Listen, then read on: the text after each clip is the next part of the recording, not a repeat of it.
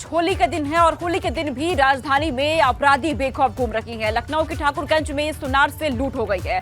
Jewellery shop में घुस करके सुनार को लूटा गया है चोरों की तरफ से। सराफा व्यापारी से लूट करके फरार हो गए हैं ये सभी बदमाश।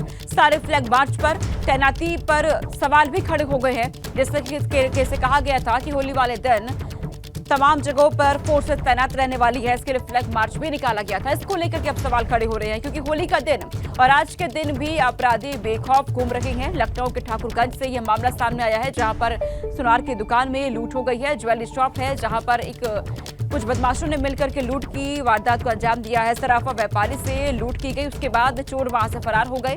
इसके बाद तमाम सवाल खड़े हो रहे हैं।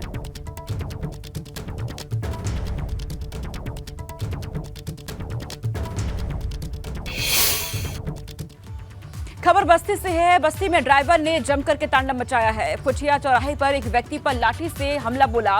ड्राइवर मनीष ने गन्नर के बंदूक से गोली चलाने का प्रयास भी किया। सीओ कलवारी के सामने भगत सिंह लाठियों से पीटा गया।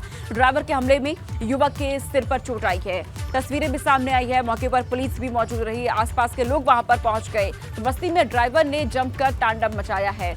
पुटिया चौराहे पर एक व्यक्ति पर लाठी से हमला बोल दिया। ड्राइवर मनीष ने गन्नर की बंदूक से गोली चलाने का भी प्रयास किया। ये खबर भी मिल रही है।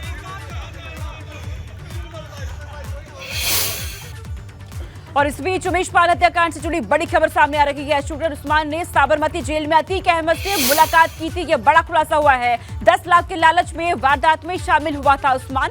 वारदात को अंजाम देने से कुछ दिन पहले ही अतीक अहमद से मुलाकात की थी। साबरमती जेल पहुंच करके कुछ दिन पहले ही पुलिस ने उस्मान का एनकाउंटर कर दिया था। लेकिन यह बड़ा खुलासा इस पूरे मामले में, उमेश पाल हत्याकांड मामले में ये जानकारी अब सामने आई है कि शूटर उस्मान ने साबरमती जेल में अतीक अहमद से मुलाकात की थी। उमेश पाल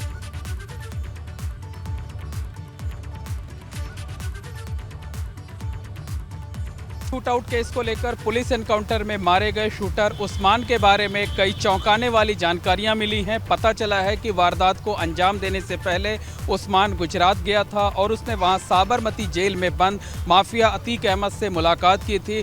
माफिया अतीक अहमद से उस्मान की मुलाकात वारदात में शामिल दूसरे शूटर गुलाम ने कराई थी। गुलाम काफ़ी पहले से ही अतीक अहमद और उसके गैंग से जुड़ा हुआ था। अतीक के गुर्गों के साथ मिलकर आपराधिक वारदातों को अंजाम देता था। गुलाम ने जेल में मुलाकात से पहले उस्मान से कई बार अतीक अहमद और अशरफ से व्हाट्सएप कॉलिंग के जरिए बातचीत कराई थी। उस्मान की बातचीत कराई थी और अतीक अहमद से जेल से मुलाकात के बाद उस्मान को गिफ्ट के तौर पर एक आईफोन दिया गया था। पॉकेट मनी के तौर पर 60,000 रुपये दिए गए थे और वारदात की इस कामयाबी के बाद उसे 10 लाख रुपए दिए जाने का वादा किया गया था। गुलाम ने इससे पहले बरेली जेल जाकर वहां बंद अतीक अहमद के भाई, छोटे भाई खालिद अजीम और अशरफ से भी मुलाकात की थी। हालांकि उस्मान के बारे में जानकारी मिली है कि वो सिर्फ गुजरात जेल गया था। अतीक अहमद से ही उसकी मुलाकात हुई थी, जबकि अशरफ से व्हाट्सएप कॉलिंग के जरिए कई बार उसकी बातचीत हुई थी।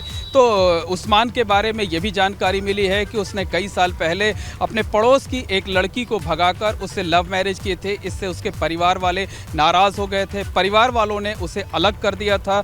चूँकि वो बेरोजगार था, उसे कोई हुनर नहीं था, उसके पास पैसे नहीं थे, इसलिए 2 साल पहले उसने प्रयागराज के माघ मेले से एक बाइक चुराई थी।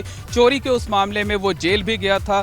तंगहाली और गरीबी के चलते, परिवार पालने के चलते, जब उसके सामने कोई ऑप्शन नहीं था तो वो किसी तरीके से गुलाम के संपर्क में आया था और गुलाम के संपर्क में आने के बाद पैसों की लालच में ही वो उसने उमेश पाल शूट आउट को अंजाम दिया था और सबसे पहली गोली उसी ने वारदात में चलाई थी। उसी ने उमेश पाल को पहली गोली मारी थी। उसी ने जो उमेश पाल के सरकारी गनर थे उनको भी गोली मारी थी और कहा यह जाता है कि उस शूट आउट में उस्मान ने 6 गोलियां चलाई थी। बहरहाल उस्मान अब पुलिस एनकाउंटर में मारा जा चुका है, लेकिन उसके बारे में जिस तरीके की जानकारियां सामने आई हैं वो बेहद चौंकाने वाली हैं।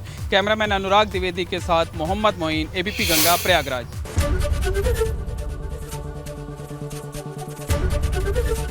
एबीपी गंगा, खबर आपकी, जुबान आपकी।